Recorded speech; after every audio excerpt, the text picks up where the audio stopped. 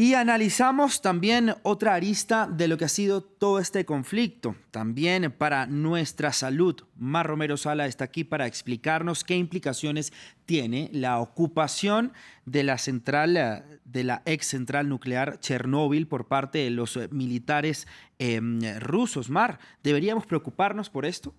Pues Raúl, la verdad es que decir que el riesgo no existe es totalmente imposible. Al final es agregar una cierta inestabilidad a una zona que ya de por sí es inestable. Pero tenemos una buena y una mala noticia. ¿Cuál prefieres primero escuchar? Yo creo que prefiero primero la buena porque ya hemos tenido bastantes malas, Mar.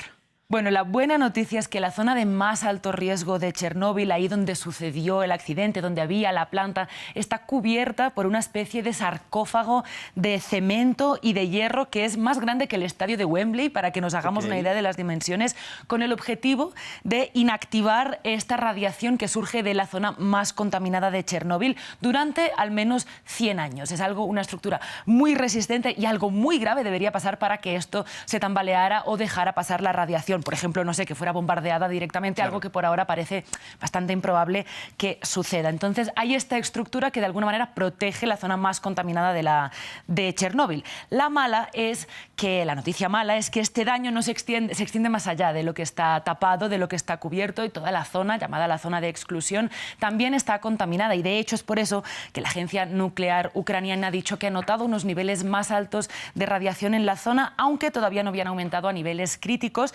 Esto puede deberse a todo el movimiento que ha habido alrededor, que puede ser que levante una cosa llamada polvo radioactivo, que son como pequeñas partículas todavía contaminadas que quedan del accidente de 1986. Así es, Mar, y también pues hay una serie muy buena al respecto en HBO, que pues si no se la han visto se las recomendamos para entender también un poco más de lo que sucedió ahí, cómo explotó este reactor nuclear, Mar. Pero le pregunto si nada más debemos preocuparnos por Chernóbil. Pues sigue siendo una mala noticia. La realidad es que no. En realidad, Chernóbil, eso es lo que dicen las voces expertas, al menos, es la planta nuclear que hay en Ucrania que debería preocuparnos menos. Las que más nos deberían preocupar son las que están en activo. Ucrania, como ven, tiene 4 plantas nucleares en activo. Hay 2 que están más cerca de Leópolis, que es una zona que todavía está bastante calmada en este momento, y hay 2 que están algo más cerca de Odessa y del río Dnieper, que se prevé que sea una de las líneas de combate. En Odessa ya han habido ataques, ha sido una de las zonas bajo fuego.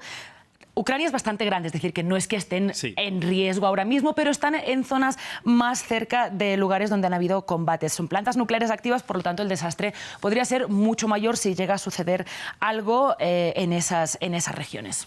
¿Por qué un desastre, Mar? ¿Cómo funciona una planta nuclear? Por favor, denos luz sobre esto. Sí, para entender los riesgos que conlleva debemos entender qué es lo que sucede dentro de esos lugares, ¿no? Una planta nuclear lo que hace es dividir el núcleo de elementos que son inestables, como el uranio. Se rompe este núcleo de los átomos de estos elementos y esto produce 3 cosas. Produce energía, por un lado, produce radiación y también produce residuos radioactivos, como por ejemplo el estroncio, el cesio, el bario. Esta energía se usa para dar electricidad a través de una serie de sistemas de turbinas y de aguas y vapor, pero, por ejemplo, todos estos residuos no hay manera todavía de reciclarlos. Son residuos que pueden ser radioactivos durante centenares, incluso miles de años, y por ahora la única solución que hemos encontrado es enterrarlos en unos cementerios como de cemento especiales. Entonces, recordar también que en todas esas plantas que hemos visto en el mapa anterior, pues también hay unas zonas de residuos donde se almacena todo este material radioactivo. Mar, le pregunto qué pasa si hay un accidente nuclear, a lo mejor como el que vivimos también en Chernóbil. Sí, eso, bueno, lo primero que pasa es que las personas, el medio ambiente, quedan expuestas a la radiación. La radiación son unos rayos que surgen también de esta fisión nuclear que estábamos hablando y que daña el material genético de las células. Entonces, eso que conlleva. A corto plazo puede provocar lesiones cutáneas, por ejemplo en la piel, como quemaduras. También puede provocar el síndrome de irradiación aguda, que de hecho es de lo que murió Marie Curie, una de las ganadoras del premio Nobel. ¿En qué consiste? Es una enfermedad, un síndrome especialmente cruel, daña los tejidos de los órganos y pues hay unos primeros síntomas que luego pueden remitir, como diarreas, vómitos. Pueden haber unas horas, incluso semanas en las que se sienta mejor la persona y luego que ese daño todavía aumente más, problemas con la sangre, problemas problemas respiratorios, cerebrovasculares, para llevar incluso hasta la muerte.